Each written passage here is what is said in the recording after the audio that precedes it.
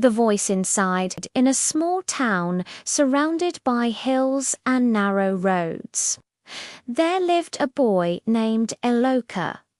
He was quiet, curious, and always lost in thought. While other boys played football and chased after bicycles, Eloka would sit under the mango tree behind his house, sketching ideas in a worn-out notebook or staring at the clouds, imagining flying machines and great inventions. But not everyone appreciated Eloka's dreams. "That boy is wasting his time," the neighbors would say, "always drawing nonsense," his uncles complained. "Better teach him to learn a trade before he becomes useless." Even in school, his teachers discouraged him. "You're not serious. Who do you think you are? An engineer from abroad?" They laughed when he talked about building a drone or designing machines that could plant crops automatically.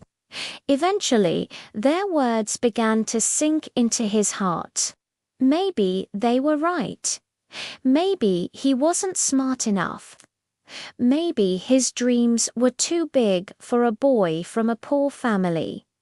He stopped sketching. He stopped dreaming.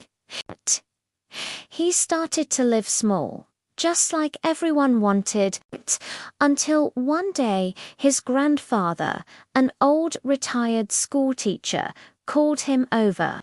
"Eloka," the old man said gently, "why did you stop dreaming?" Eloka looked down. "Everyone says it's useless." His grandfather reached into a box and brought out a dusty envelope filled with old papers. Sketches, ideas, even small inventions. "These were mine," he said. "I had big dreams too, but I let the world talk me out of them. I became what they wanted, but not what I was born to be. Don't make the same mistake." That night, Eloka couldn't sleep. Something had awakened inside him.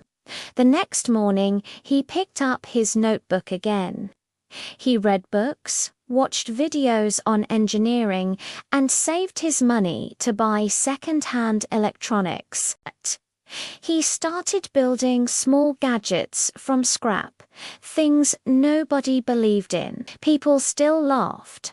But this time, he didn't stop. At 19, Eloka built a solar-powered irrigation system that helped farmers in his town. A local NGO noticed and featured him in a regional tech competition. He won first prize and a scholarship to study engineering. Years later, Eloka returned to his town, not as the boy who was laughed at, but as the founder of a tech company that trained village youth in innovation and design. When he stood before the community to speak, he said, "Your imagination is the only wall between where you are and where you can be. If you let people build that wall for you, you'll never see the world beyond it." And in the crowd were many who had once laughed, now clapping,